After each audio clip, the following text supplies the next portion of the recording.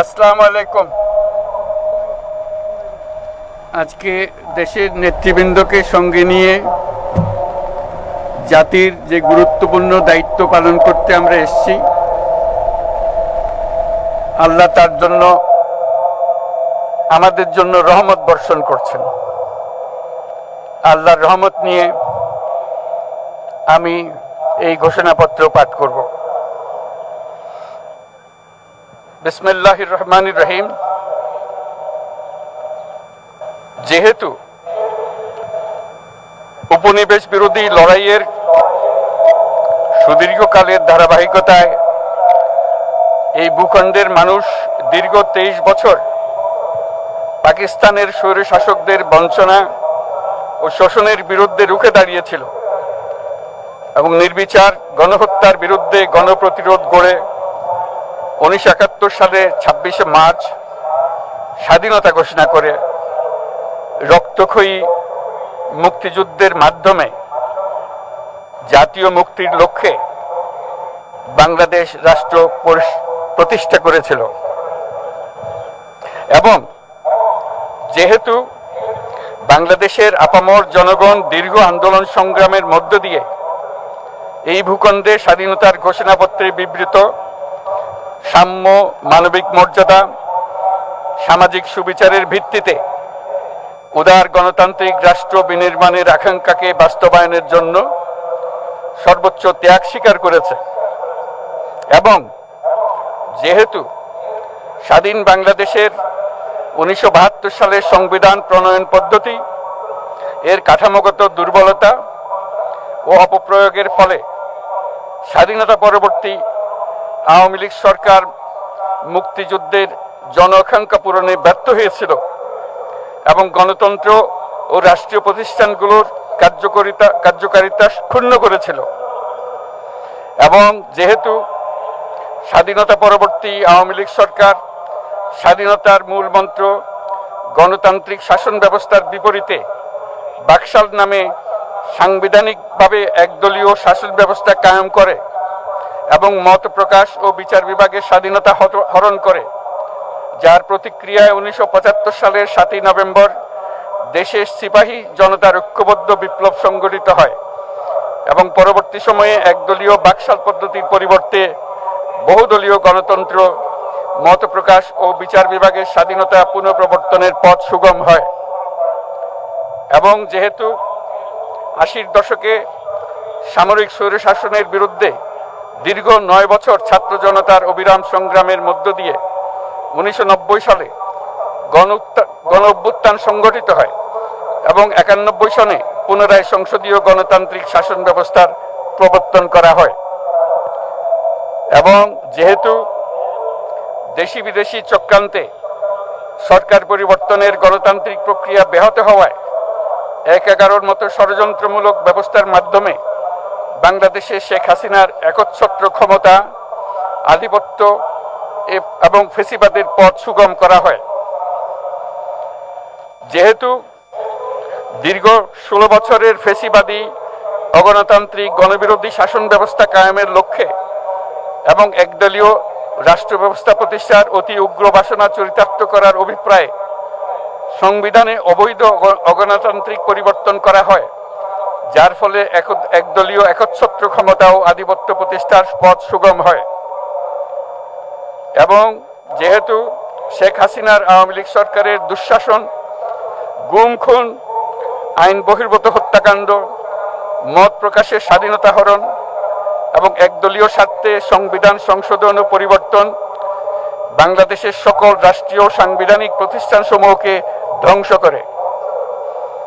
এবং যেহেতু হাসিনা সরকারের আমলে তারই নেতৃত্বে একটি চরম গণবিরোধী, একতান্ত্রিক ও মানবাধিকার হরণকারী শক্তি বাংলাদেশকে একটি ফেসিবাদী, মাফিয়া এবং ব্যর্থ রাষ্ট্রের রূপ দিয়ে আন্তর্জাতিকভাবে বাংলাদেশের ভাবমূর্তি ক্ষুণ্ণ করে, এবং যেহেতু তথাকথিত উন্নয়নের নামে শেখ হাসিনার ফেসিবাদী নেতৃত্বে সীমাহীন দুর্নীতি, ব্যাংক লুট, অর্থ পাচার ও অর্থনৈতিক প্রতিষ্ঠানগুলিকে ধ্বংসের মধ্যে দিয়ে বিগত পতিত দুর্নীতিবাজ আওয়ামী লীগ সরকার বাংলাদেশ ও এর অমিত অর্থনৈতিক সম্ভাবনাকে বিপর্যস্ত করে তোলে এবং পরিবেশ, প্রাণ বৈচিত্র্য ও জলবায়ুকে বিপন্ন করে।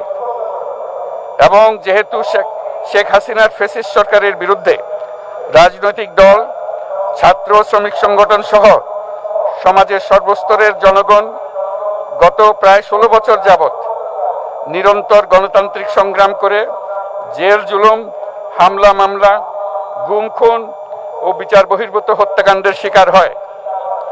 এবং যেহেতু বাংলাদেশে বিদেশি রাষ্ট্রের অন্যায় প্রভুত্ব, শোষণ ও খবরদারিত্বের বিরুদ্ধে এদেশের মানুষের ন্যায়সঙ্গত আন্দোলনকে বহিঃশক্তির তাবেদার আওয়ামী লীগ সরকার নিষ্ঠুর শক্তি প্রয়োগের মাধ্যমে দমন করে। এবং যেহেতু অবৈধভাবে ক্ষমতা অব্যাহত রাখতে আওয়ামী লীগ সরকার 3টি প্রহসনের নির্বাচনে এর জাতীয় সংসদ নির্বাচন এদেশের মানুষকে ভোটাধিকার ও প্রতিনিধিত্ব থেকে বঞ্চিত করে। যেহেতু আওয়ামী লীগ আমলে ভিন্ন মতের রাজনৈতিক নেতাকর্মী, শিক্ষার্থী, তরুণদের নিষ্ঠুরভাবে নির্যাতন করা হয় এবং সরকারি চাকুরিতে একচেটিয়া দলীয় নিয়োগ এবং কোটাভিত্তিক বৈষম্যের কারণে ছাত্র, চাকুরি প্রার্থী, নাগরিকদের মধ্যে চরম ক্ষোভের জন্ম হয়। এবং যেহেতু বিরোধী রাজনৈতিক দল সংগঠনের উপর চরম নিপীড়নের ফলে দীর্ঘদিন ধরে জনরোষের সৃষ্টি হয় এবং জনগণ সকল বৈধ প্রক্রিয়া অবলম্বন করে ফ্যাসিবাদ বিরোধী লড়াই চালিয়ে যায়। এবং যেহেতু সরকারি চাকরিতে বৈষম্যমূলক কোটা ব্যবস্থা বিলোপ ও দুর্নীতি প্রতিরোধে বৈষম্য বিরোধী ছাত্র আন্দোলন চলাকালে আওয়ামী লীগ সরকার কর্তৃক ব্যাপক দমন পীড়ন, বর্বর অত্যাচার, মানবতা বিরোধী হত্যাকাণ্ড চালানো হয়, যার ফলে সারা দেশে দলমত নির্বিশেষে ছাত্র জনতার উত্তাল গণবিক্ষোভ গণ অভ্যুত্থানের রূপ নেয়। এবং যেহেতু ফ্যাসিস্ট শক্তির বিরুদ্ধে অদম্য ছাত্র জনতার অভ্যুত্থানে রাজনৈতিক দল, ধর্মীয়, সামাজিক, সাংস্কৃতিক, পেশাজীবী, নারী ও শ্রমিক সংগঠন সমূহ সমাজের সকল স্তরের মানুষ যোগদান করে এবং আওয়ামী ফ্যাসিবাদী বাহিনী রাজপথে নারী, শিশু সহ প্রায় 1000 মানুষকে নির্বিচারে হত্যা করে, অগণিত মানুষ পঙ্গুত্ব, অন্ধত্ব বরণ করে। আন্দোলনের চূড়ান্ত পর্যায়ে সামরিক বাহিনীর সদস্যগণ জনগণের গণতান্ত্রিক লড়াইকে সমর্থন প্রদান করে। এবং যেহেতু অবৈধ শেখ হাসিনা সরকার পতন, ফ্যাসিবাদী ব্যবস্থার বিলোপ এবং নতুন রাজনৈতিক বন্দোবস্তের লক্ষ্যে বৈষম্য বিরোধী ছাত্র আন্দোলনের ডাকে জনগণ অসহযোগ আন্দোলন শুরু করে, পরবর্তী সময়ে 5ই আগস্ট ঢাকা অভিমুখে লং মার্চ পরিচালনা করে এবং ফ্যাসিবাদ বিরোধী আন্দোলনরত সকল রাজনৈতিক দল, ছাত্র জনতা তথা সর্বস্তরের সকল শ্রেণীর, পেশার, আপামর জনসাধারণ তীব্র আন্দোলনের চূড়ান্ত পর্যায়ে গণভবনমুখী জনতার উত্তাল যাত্রার মুখে ফ্যাসিস্ট হাসিনা 5ই আগস্ট 2024 তারিখে পদত্যাগ করে দেশ ছেড়ে পালিয়ে যেতে বাধ্য হয়। এবং যেহেতু বাংলাদেশের রাজনৈতিক ও সাংবিধানিক সংকট মোকাবেলায় গণ অভ্যুত্থানের মধ্য দিয়ে ব্যক্ত জনগণের সার্বভৌমত্বের প্রত্যয় ও প্রয়োগ রাজনৈতিক ও আইনি উভয় দিক থেকে যুক্তিসঙ্গত, বৈধ ও আন্তর্জাতিকভাবে স্বীকৃত। এবং যেহেতু জনগণের দাবি অনুযায়ী এরপর অবৈধ দ্বাদশ জাতীয় সংসদ ভেঙে দেওয়া হয় এবং সংবিধানের 106 অনুচ্ছেদ অনুসারে সুপ্রিম কোর্টের মতামতের আলোকে সাংবিধানিকভাবে ডক্টর মোহাম্মদ ইউনূসের নেতৃত্বে 8ই আগস্ট 2024 তারিখে একটি অন্তর্বর্তীকালীন সরকার গঠন করা হয়। এবং যেহেতু বাংলাদেশের সর্বস্তরের জনগণের ফ্যাসিবাদ বিরোধী তীব্র আকাঙ্ক্ষা এবং ছাত্র জনতার অভ্যুত্থানের মধ্য দিয়ে ফ্যাসিবাদ, বৈষম্য, দুর্নীতিমুক্ত সমাজ ও রাষ্ট্র বিনির্মাণের অভিপ্রায় প্রকাশিত হয়, সেই হেতু বাংলাদেশের জনগণ সুশাসন ও সুষ্ঠু নির্বাচন, ফ্যাসিবাদী শাসনের পুনরাবৃত্তি রোধ, আইনের শাসন, অর্থনৈতিক ও সামাজিক ন্যায় বিচার নিশ্চিত করার লক্ষ্যে নিয়মতান্ত্রিক উপায়ে বিদ্যমান সংবিধান ও সকল রাষ্ট্রীয় সাংবিধানিক প্রতিষ্ঠানের গণতান্ত্রিক সংস্কার সাধনের অভিপ্রায় ব্যক্ত করে। এবং সেহেতু বাংলাদেশের জনগণ বিগত 16 বছরের দীর্ঘ ফেসিবাদ বিরোধী আন্দোলন সংগ্রামকালে এবং 2024 সালের জুলাই গণঅভ্যুত্থানকালীন সময়ে ফ্যাসিস্ট আওয়ামী লীগ সরকার কর্তৃক সংগঠিত গুম খুন, হত্যা, গণহত্যা, মানবাধিকার বিরোধী অপরাধ ও সকল ধরনের নির্যাতন, নিপীড়ন ও রাষ্ট্রীয় সম্পত্তি লুণ্ঠনের অপরাধ সমূহের দ্রুত উপযুক্ত বিচারের দৃঢ় অভিপ্রায় ব্যক্ত করছে। সেহেতু বাংলাদেশের জনগণ জুলাই জনগণের সকল শহীদদের জাতীয় বীর হিসেবে ঘোষণা করে শহীদদের পরিবার, আহত যোদ্ধা এবং আন্দোলনকারী ছাত্র জনতাকে প্রয়োজনীয় সকল আইনি সুরক্ষা দেওয়ার অভিপ্রায় ব্যক্ত করেছে এবং সেহেতু বাংলাদেশের জনগণ যুক্তিসঙ্গত সময়ে আয়োজিতব্য অবাধ ও সুষ্ঠু ও নিরপেক্ষ একটি নির্বাচনের মাধ্যমে গঠিত জাতীয় সংসদে প্রতিশ্রুত প্রয়োজনীয় সাংবিধানিক সংস্কারের মাধ্যমে দেশের মানুষের প্রত্যাশা, বিশেষত তরুণ প্রজন্মের আকাঙ্ক্ষা অনুযায়ী আইনের শাসন ও মানবাধিকার, দুর্নীতি, শোষণমুক্ত, বৈষম্যহীন ও মূল্যবোধ সম্পন্ন সমাজ এবং গণতান্ত্রিক রাষ্ট্র ব্যবস্থা প্রতিষ্ঠার অভিপ্রায় ব্যক্ত করেছে এবং সেহেতু বাংলাদেশের জনগণ এই প্রত্যাশা ব্যক্ত করছে যে একটি পরিবেশ ও জলবায়ু সহিষ্ণু, অন্তর্ভুক্তিমূলক, টেকসই উন্নয়ন কৌশলের মাধ্যমে বর্তমান ও ভবিষ্যৎ প্রজন্মের অধিকার সংরক্ষিত হবে এবং সেহেতু বাংলাদেশের জনগণ এই অভিপ্রায় ব্যক্ত করছে যে ছাত্র গণঅভ্যুত্থানের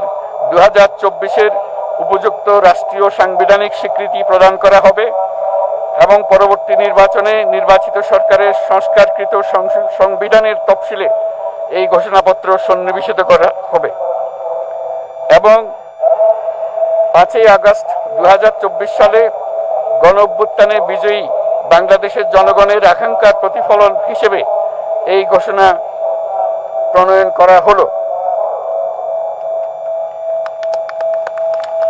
জাতির সার্বিক মঙ্গল কামনা করে আমি জুলাই ঘোষণাপত্র আপনাদের সবার সামনে উত্থাপন করলাম। আল্লাহ সকলের জন্য মঙ্গল দান করুন, জাতির জন্য মঙ্গল নিয়ে আসুক। সবাইকে ধন্যবাদ। আল্লাহ হাফেজ।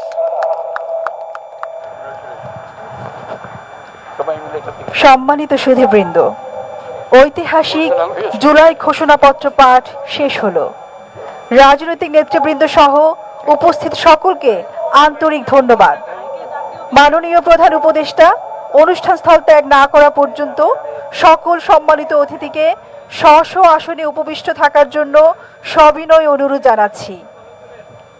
সুধীমণ্ডলী, এবারে আমরা পুনরায় ফিরে যাচ্ছি মানিক মিয়া অ্যাভিনিউতে আজকের দিনব্যাপী সাংস্কৃতিক অনুষ্ঠানমালা ও সন্ধ্যায় আকর্ষণীয় ড্রোনের মাধ্যমে নতুন বাংলাদেশের গল্প বলায়। দেশের সকল নাগরিকের সুস্বাস্থ্য কামনা করছি। সবাইকে ধন্যবাদ। অসংখ্য ধন্যবাদ জানাচ্ছি। আমরা এতক্ষণ সরাসরি যুক্ত ছিলাম, শুনেছি আপনাদের যে